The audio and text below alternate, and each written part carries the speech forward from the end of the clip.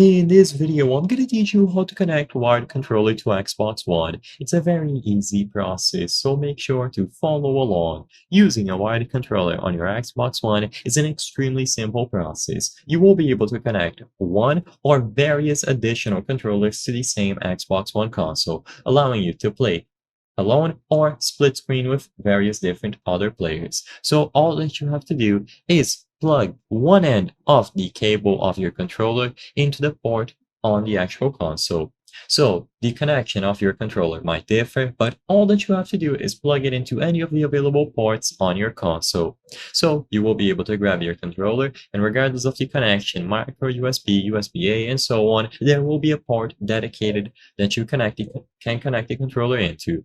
Once you plug the controller into the actual console, if it is powered on, you will see a notification telling you that the controller was detected, and you will be able to open any game and start playing. You can also head into the Xbox Accessories app and customize the controller in there, but you don't have to do this. It is completely optional, and as long as the controller was detected, when you open a game, you will be able to use. So you will be able to use the D-pad, the buttons, the triggers, joysticks, and so on. Like I said, you can connect other additional controllers through a wired connection, so just plug the other controller into any of the other available ports or use a wireless connection, whatever you prefer. This allows you to play co-op, split screen, and so on.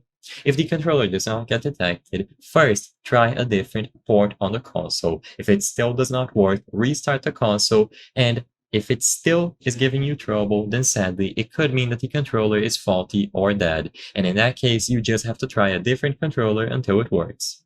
I hope I was able to help you on how to connect wired controller to Xbox One. If this video helped you, please be sure to leave a like and subscribe for more very easy tips. Thank you for watching.